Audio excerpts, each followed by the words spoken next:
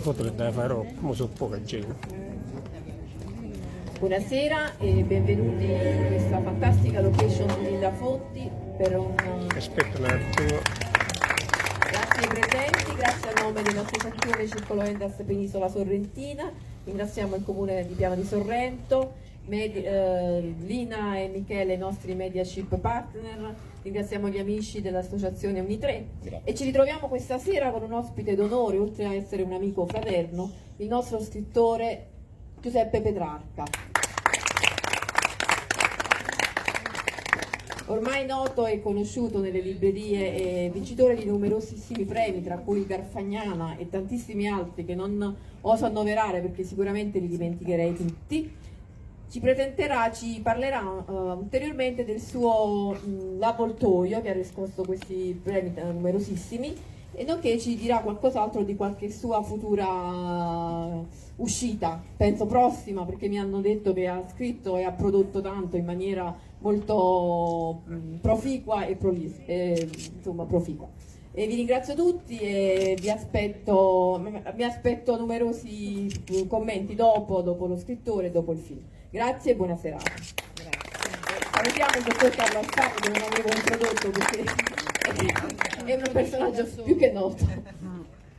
Grazie Adele per la tua sempre puntuale e precisa presentazione. Adele è la presidente del Circolo Endas Penisola Sorrentina e non potremmo averne una migliore, io e Antonio Volpe, il direttore del circolo, perché porta sempre quel tocco di charme, di delicatezza e di cultura che contraddistingue il nostro circolo, la nostra associazione. Non a caso è un'associazione che dura dal 1900,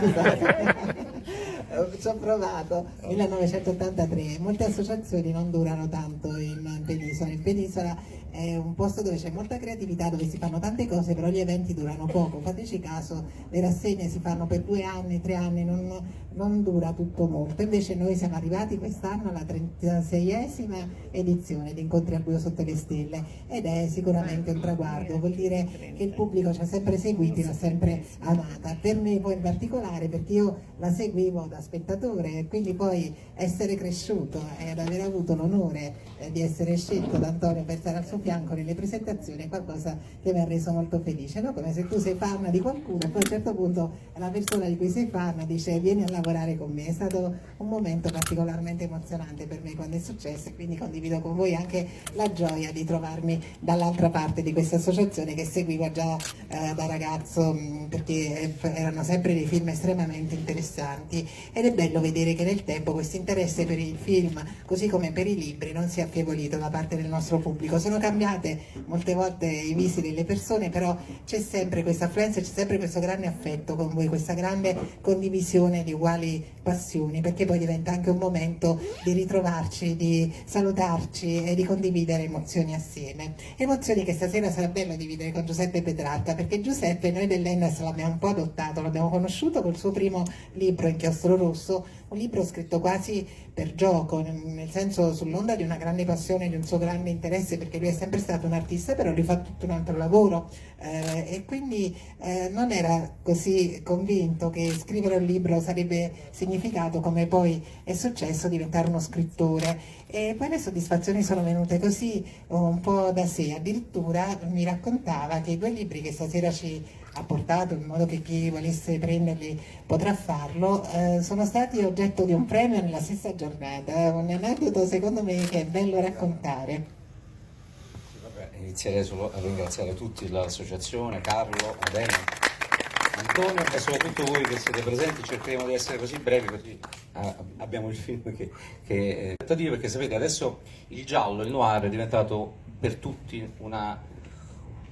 sicuramente una serie che per tutti piace tantissimo, no? È una specie che fa molto successo. Io però ho scelto una strada un po' impervia, un po' scoscesa, particolare, perché l'ho utilizzato il noir, il giallo, ma è solo la scenografia di fondo quello che mi interessava del giallo. In realtà dentro ci ho messo le cose che volevo.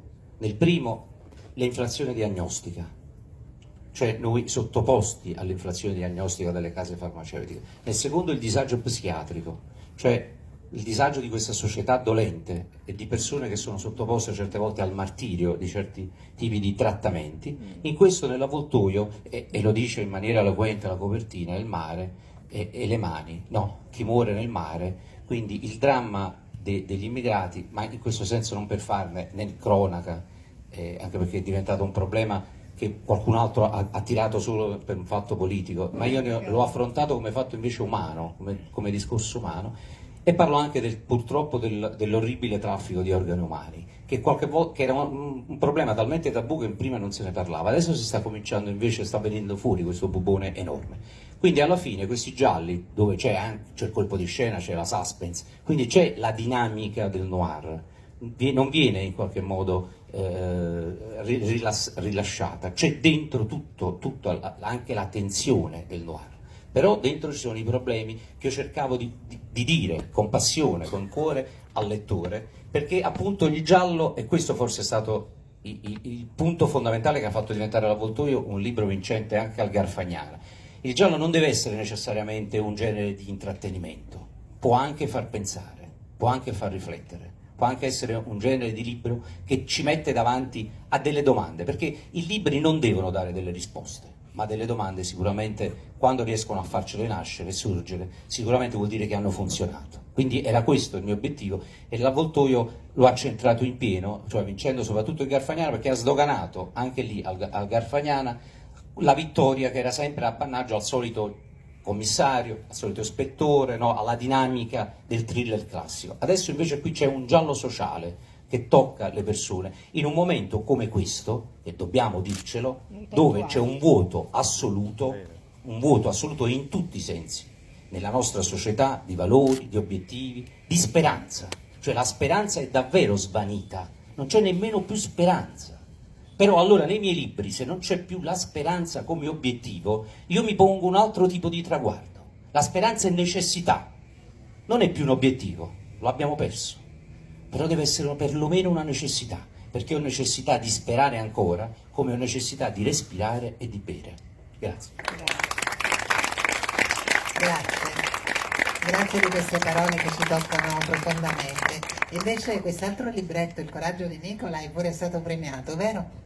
Il coraggio di Nicola è stato davvero un gioco, perché ho scritto al Michelangelo Buonarroti, che è uno dei più importanti concorsi, e ho raccontato una storia surreale di un bambino che scappa da un orfanotrofio, però con due finali completamente davvero che lasciano il lettore, anche lo stesso autore è rimasto davvero, perché sapete la scrittura non è sempre un gioco o comunque passione pura, la scrittura certe volte è anche dolore, no? E anche, ti mette anche a dura prova, la scrittura ti attraversa così fortemente la vita che te la cambia, e quindi tu non sei più lo stesso.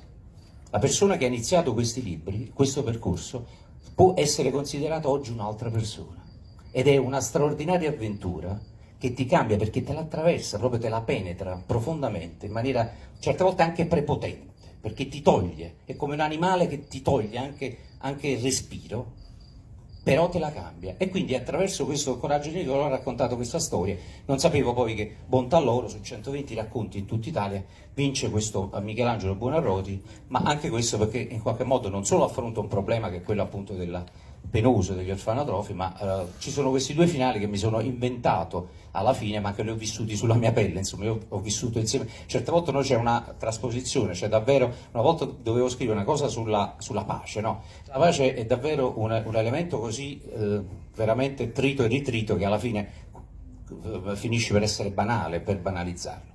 E quindi in quel momento, per quel racconto che poi è uscito per Guida Editore, ho avuto, diciamo, in quel senso ho avuto davvero una trasformazione. Io ho raccontato di un ragazzo che sta sui luoghi di guerra, che fa il fotoreporter e che dice: voi in Occidente pensate che tutto va bene, ma io vedo gente morire davanti ai miei occhi, e davvero per alcuni istanti, cioè per quell'ora di notte quando scrivi, ti trasformi e diventi un'altra persona, cioè quasi un passaggio, un transfer in questo senso. Quindi sono delle avventure, la scrittura, che davvero poi in qualche modo comunichi al lettore per creare, come dire, anche una grande empatia con il lettore, quello che cercherò di fare anche nel quarto libro che subentrerà alla trilogia sempre del commissario Lombardo, e che cercherò poi di fare anche un altro romanzo che è completamente differente, che sto cercando di costruire, e non è facile, perché farò un romanzo che questa volta non è più un noir, è un romanzo di vita vissuta che parlerà dei giorni del terremoto a Napoli,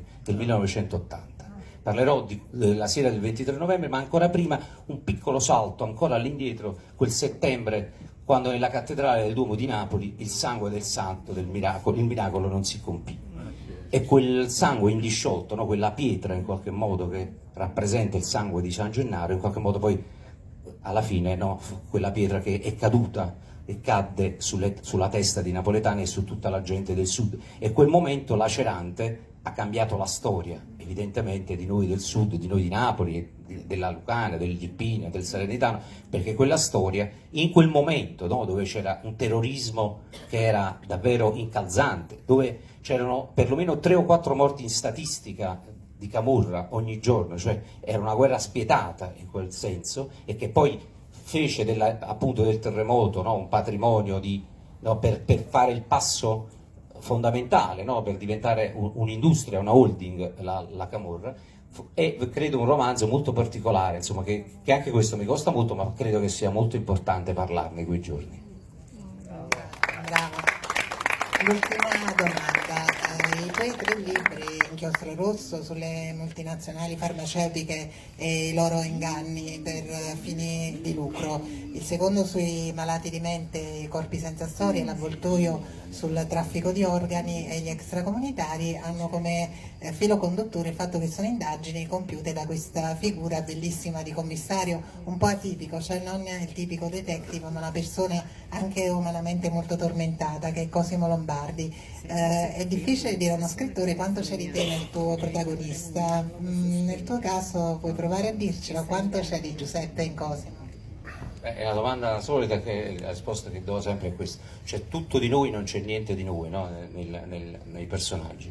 E non è vero che molti dicono che i personaggi prendono forma e poi camminano quasi, no, con i loro piedi all'interno della storia. In realtà, con quello che vi dicevo prima, è talmente forte l'empatia, il pathos che si vive quando si scrive, che anche se all'inizio si è fatto uno storyboard di fondo della storia, della scrittura, in realtà nello scrivere poi c'è un cambiamento che è un cambiamento work in progress, un cambiamento che tu non avevi previsto, e davvero sei tu che cambi insieme ai personaggi. Quindi c'è tanto di noi, ma c'è, voglio dire, anche l'imponderabile, che poi è la cosa più bella, no? Cioè alla fine davvero un romanzo diventa meraviglioso perché non c'è niente di scritto prima, no? Non deve essere strutturato, non deve essere c'è solo un'idea di fondo, ma poi davvero ci metti l'anima dentro, no? E secondo me si sente quando davvero un libro c'è l'anima, c'è il pathos, o quando è un libro fatto per vendere, perché è commerciale, perché deve piacere, perché ci devono essere, no, come dire, dei temi che siano ruffiani rispetto al pubblico.